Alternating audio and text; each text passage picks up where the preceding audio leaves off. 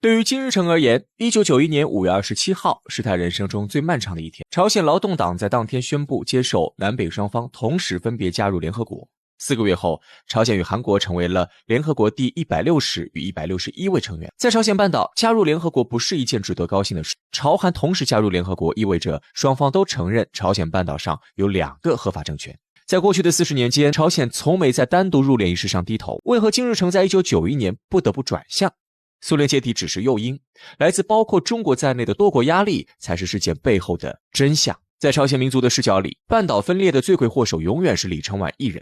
1948年8月15号，为实现个人野心，李承晚在美国的支持下宣布半岛南部率先建国，并将国名定为大韩民国。大韩民国是李承晚个人野心与美国全球政策结合的结果，其本身合法性很低。建国之后的李承晚也将大多数精力用在了镇压不同意见上。为了让自己的总统位置做得长久，李承晚除了排除异己之外，加入联合国提升政权合法性也成为他的选项之一。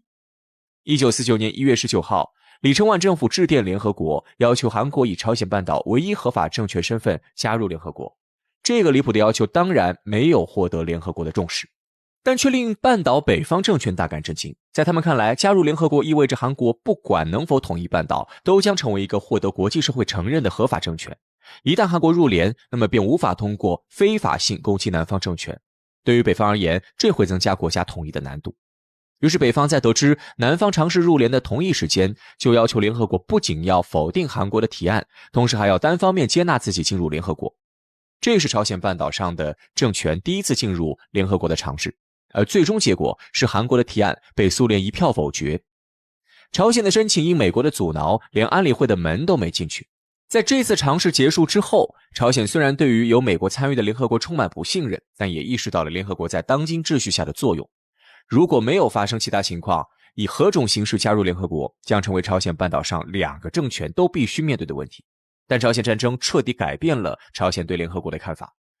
当所谓的联合国军粗暴干涉北方政权对南方的统一行动时，朝鲜对联合国的看法瞬间从美国参与的机构转变为美国操控的机构。于是朝鲜不仅对加入联合国兴趣大减，同时坚决反对韩国与联合国产生任何形式的关系。在冷战时代，朝鲜对于入联一件事的底线就是我可以不进入，但韩国一定不能进入。其实在50年代，苏联有意说服朝鲜接受2国同时进入联合国，金日成在这一问题上也从未妥协。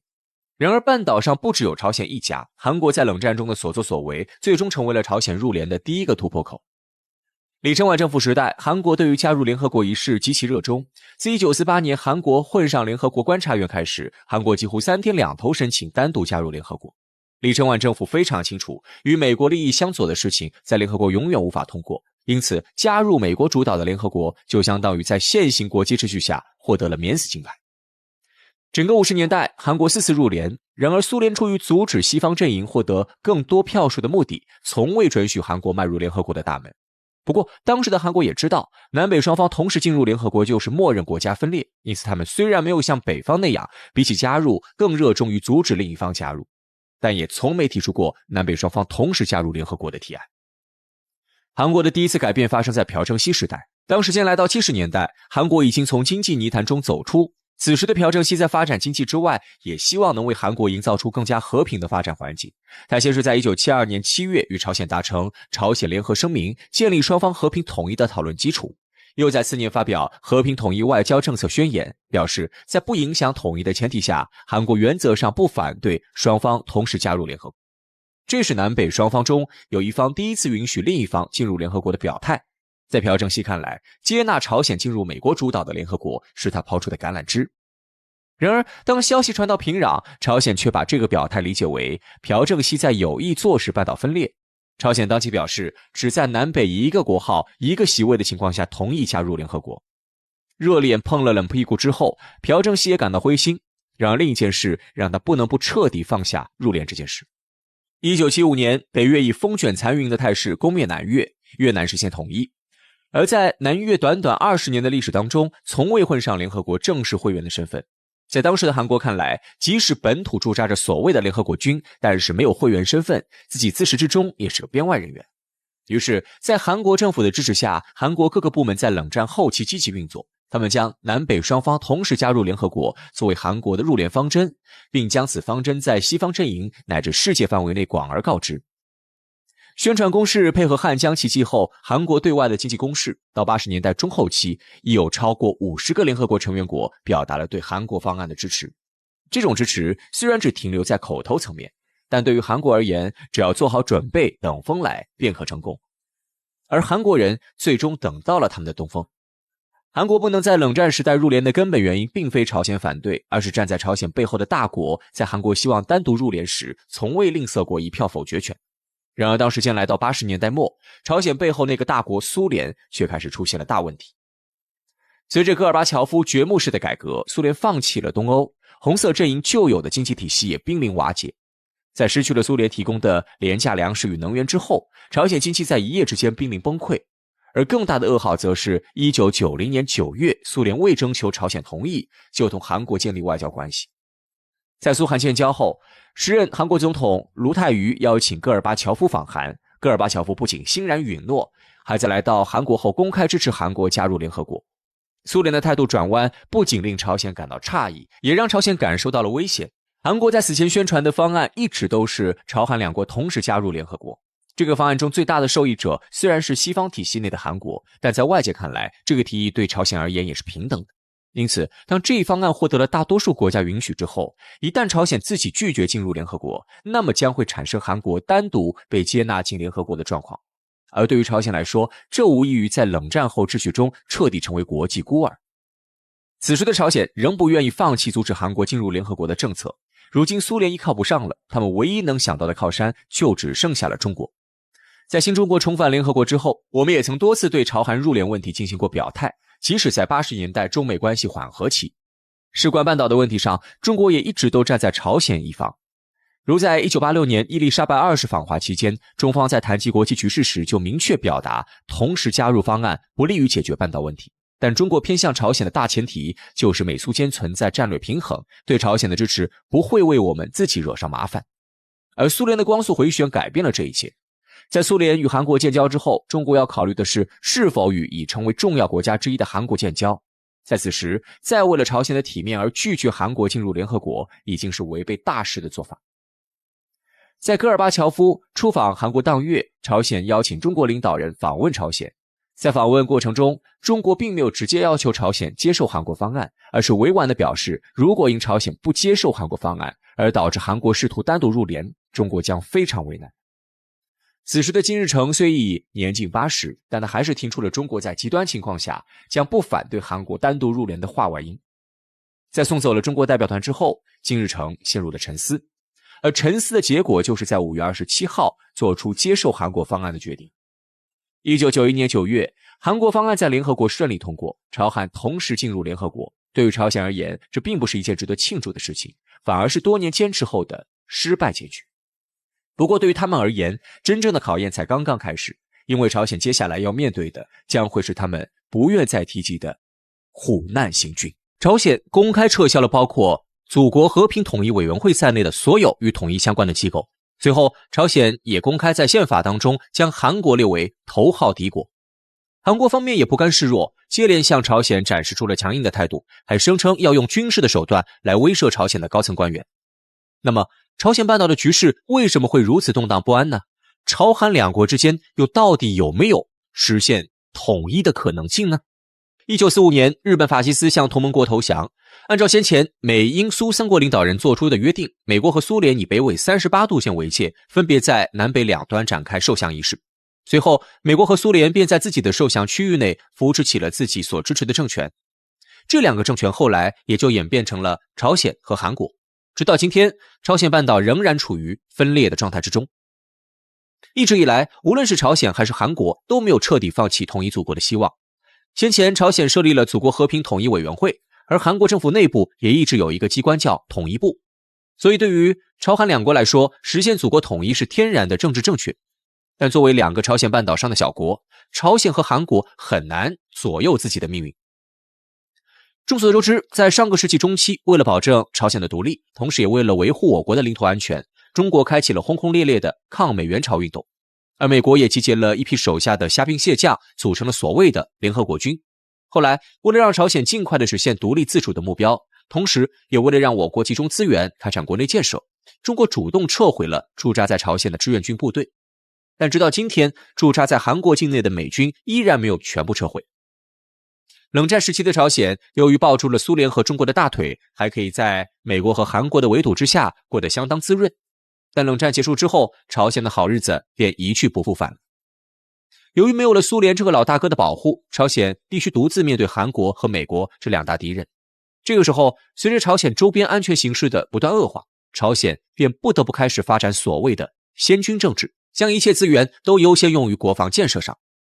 偏偏在这个时候，驻扎在韩国的美军还会时不时配合韩国军队和日本军队搞一搞演习，刺激一下朝鲜那本就敏感的安全神经。所以我们总能够在新闻上看到被刺激过后的朝鲜做出一些非常过激的举动，有时候受到刺激的朝鲜甚至还会向美国和韩国发出核战争警告。其实这一系列的行为都只不过是朝鲜的无奈之举，每一次美国需要挑拨东北亚局势的时候，便总会拿朝鲜半岛当成一个绝佳的切入点。近期美国为了继续围堵中国，便开始在东北亚周边挑拨事端，于是美国和韩国便再一次踩到了朝鲜敏感的神经。朝韩双方的新一轮矛盾其实可以从2023年11月下旬朝鲜方面发射的一颗人造卫星开始讲起。当地时间11月21号，朝鲜宣布发射了一颗侦察卫星，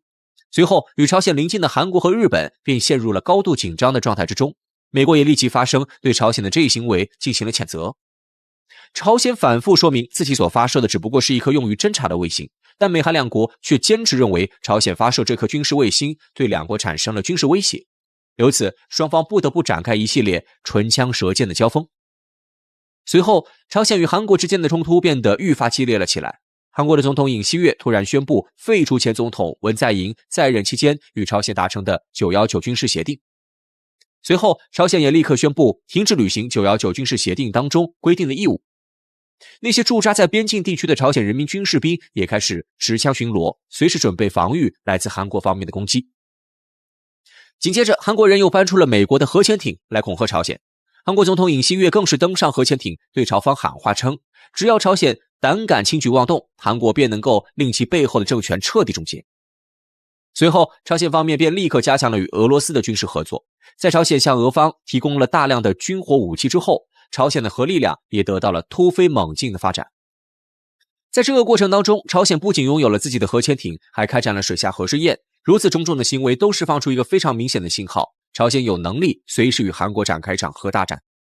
当地时间1月15号，朝鲜最高领导人金正恩决定废除祖国和平统一委员会。从此以后，和平统一的选项便不再出现在朝鲜高层的考虑范围之内了。朝鲜也将不再顾及与韩国之间所谓的同胞之情。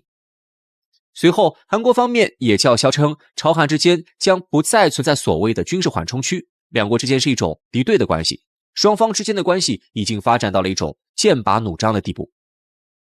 这个时候，几乎所有的人都将目光投向了站在朝韩两国背后的中国、美国和俄罗斯。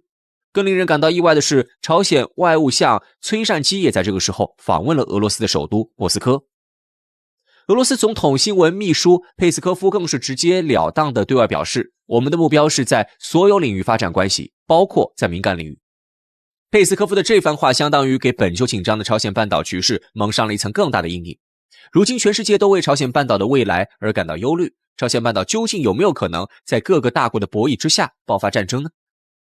虽然目前朝韩双方都表现得格外强硬，朝鲜方面更是在半岛的西部海域展开了军事演习，做出了一副要炮打韩国的架势，但从目前的情况来看，朝鲜半岛的局势还不至于发展到出现战争的那一步。朝鲜半岛之所以会形成今天的格局，其实就是中美俄三国开展大国博弈的结果。只要朝鲜和韩国任意一方失去大国的支持，那么其必然会被另一方所统一。换言之，只要朝鲜和韩国中的任意一方还没有被其背后的大国所彻底抛弃，那么朝韩之间的任意一方都无法完全消灭掉另一方。朝鲜半岛未来是不是真的会爆发战争，这个问题的决定权并不在朝韩两国领导人的手中，而在其他大国领导人的手中。朝鲜半岛如今的气氛之所以会变得如此剑拔弩张，本质上还是因为大国之间的全面博弈。相比于整个博弈的棋局而言，朝鲜半岛只不过是这场棋局当中的一个组成部分而已。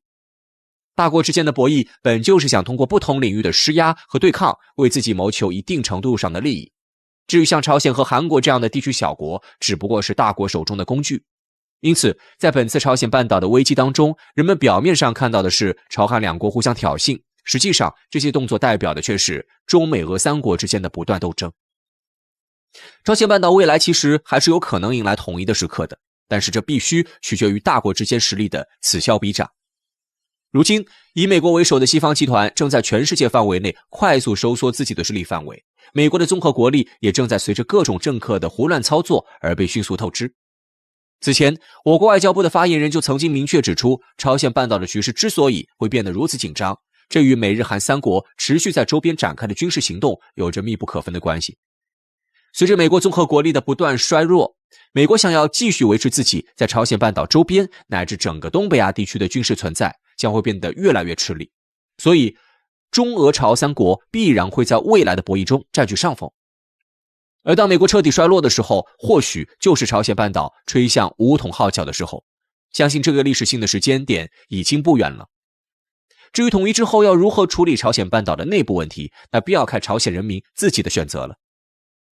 虽然这个世界正在朝着多极化的方向迅速发展，但在现在的国际政治格局当中，有一条真理是亘古不变的，只有掌握足够实力的国家和民族，才有权利和能力主导自己的命运和未来。在当前这个风云激荡的年代里，国家与国家之间的实力对比正在发生着剧烈变化，每一个民族心中都有一个属于自己的大国梦。想要实现这个伟大的梦想，其过程必然充满了艰辛和苦难，但终有一天，这个世界上的每一个民族都能够平等安宁地生活在一起。当每一个民族都可以对自己的命运做出抉择时，那个时候的世界必然会是一个比以往任何一段历史时期都要美好的年代了。